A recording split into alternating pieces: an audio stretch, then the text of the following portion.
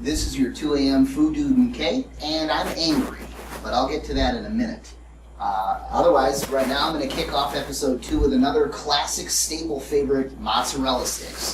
These are amazing, and there are 2 ways to make them. There is the breaded way and the wonton way. In this video I'm going to cover the wonton version.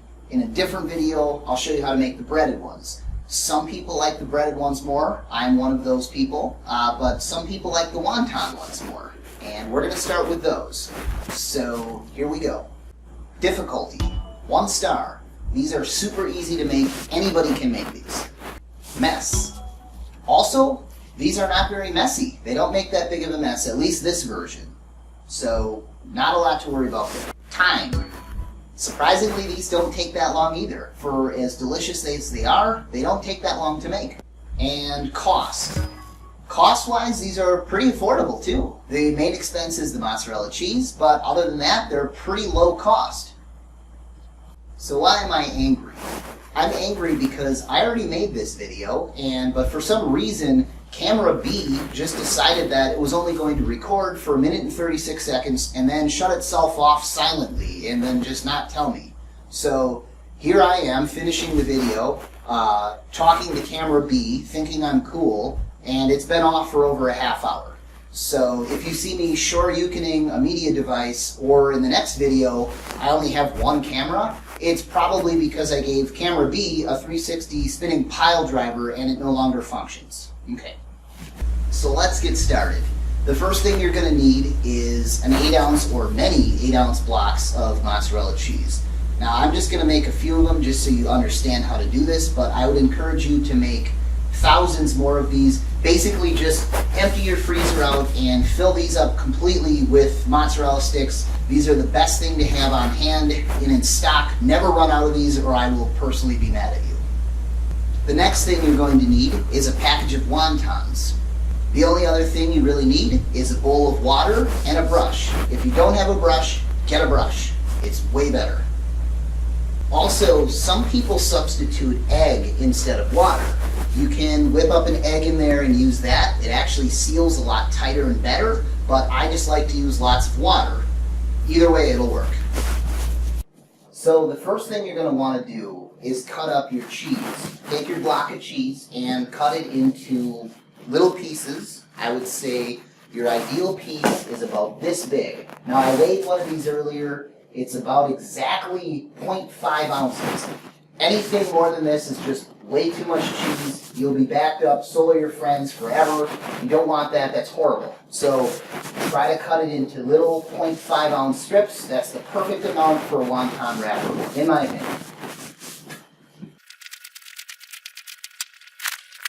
So that is your final cut up cheese. I would try to shoot for maybe getting about 15 to 16 pieces out of every 8-ounce block of cheese that you have. Now, the next thing you're going to want to do is lay out all your wontons on the counter. Make sure your surface is clean. You don't want to get anybody sick or give them AIDS or whatever, so make sure your surface, countertop, is always clean before you start, and lay these out. The pattern that I found that works the best is when you go like this, put them in diamond form, and on my counter at least, you can stack them like this, 3 wide, and you just continue on. So I'll enter turbo mode. Okay, so now that you got these all laid out on the counter, the next thing you're going to want to do is put the mozzarella cheese smack dab in the middle of all the wontons.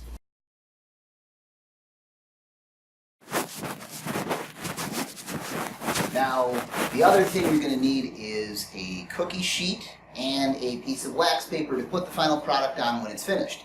If my cookie sheet and wax paper looks like it's used, it's because I already shot this video and camera 2 needs to get beat up. So here we go. So the next thing you want to do is grab your brush and your water, and you want to move relatively quickly with this because you don't have long. Once you get the water on the wontons, it dries quickly, and then once it dries for the first time and you got to reapply water, it doesn't stick as well. So you want to grab your brush and get all the corners and work relatively quickly. What I like to do is just paint it on there good, like you're just painting a big wall or something. Get all the corners Just wall like a diamond. Diamond shape, all the corners, work quickly. You don't have long until your time expires. So, once again, turbo mode. There, now that you got your water on, work quickly. Here's how you wrap them up. Start with the corner, fold it up, take the other two corners, and fold them in. Then you want to roll. Roll, press, seal it. Make sure that it's sealed nicely, because if it's not, cheese will shoot out into your fryer oil and it will wreck everything and it will suck, and then you'll hear that evil fryer sound where it's like it's mad at you, and then it wrecks your oil. Everything turns dark golden brown after like 2 seconds, then it tastes burnt. So just do your best, make sure they're sealed. So it's end, corner, corner, pat, pat, pat, roll, seal. Now, the other important thing is the little last piece, the little wiener piece. Make sure that that wiener piece gets sealed on there real well, because if it doesn't, it'll come off, and that'll start your process out for disaster. So, corner, corner, corner, tuck, roll, seal. Make sure seal. The little wiener piece. Very important. So once again, turbo mode.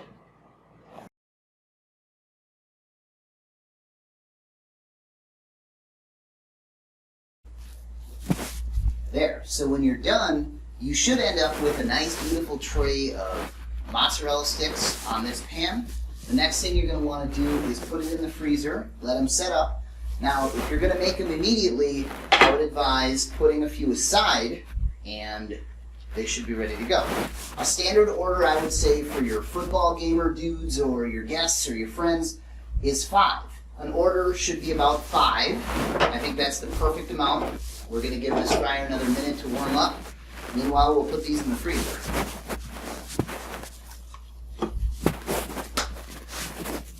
Now, one other important note is that when they're frozen solid, they've been in the freezer for like 24 hours or more, they are a little different to cook. They're a little more difficult.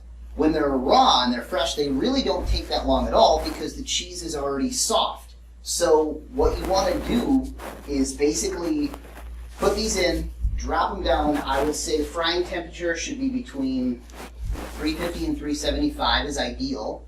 Drop them down. These only take a few minutes to make, and they should be good to go. These always turn out well. However, when they're frozen, you want to drop them down and bring them up every once in a while to breathe. Let them kind of catch their breath. It helps, I don't know why. And then drop them down, bring them up about every 45 seconds to every 1 minute. Bring them up, let them breathe, put them down. And then do that, repeat that a few times until you see that they're just starting to shoot cheese out. That's when you know they're done. But don't let that cheese shoot too far into your fryer, otherwise it will ruin your oil and it'll be a disaster and everything sucks. Okay, so the green light has finally come on, and it's now time to drop these things. So we're going to put them down in the oil, cover them up, and we'll just let them sit there for a little while. So now, when you drop those down, the best thing you can do is prepare your serving trays, your plates, whatever, however many you're making for however many people. Now is a good time to set up your plates.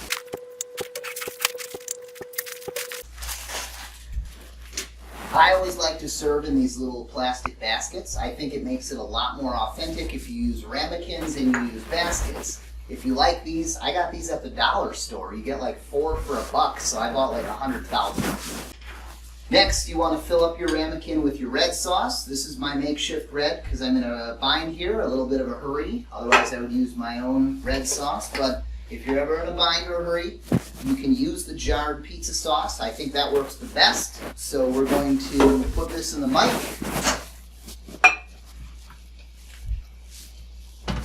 And we're going to cover it up, because if you don't, and you put that on for like more than 0 seconds, it explodes everywhere and it ruins everybody's day. So always cover your red sauce in your microwave.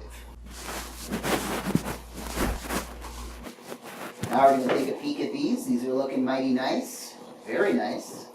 So we're going to let them breathe just for a second, let them kind of catch their breath and let them do their thing.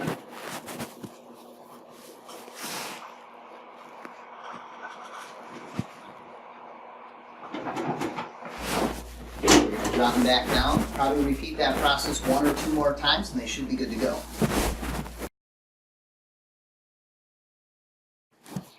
So we're going to check on these again, bring them up. They look like they're nice. So now if you see, here is a prime example of that little wiener part that I was talking about. I didn't seal it well enough, and see how it starts to come off. It doesn't hurt anything, but it just kind of makes the final presentation look a little worse. They're still equally as delicious, but try to get that sealed nicely and hurry faster than I do it, or whatever I did, do it faster because my stuff started to dry and it makes the little wiener come off, makes it a little wiener. So here's what we have going on now in the basket. Now there you go.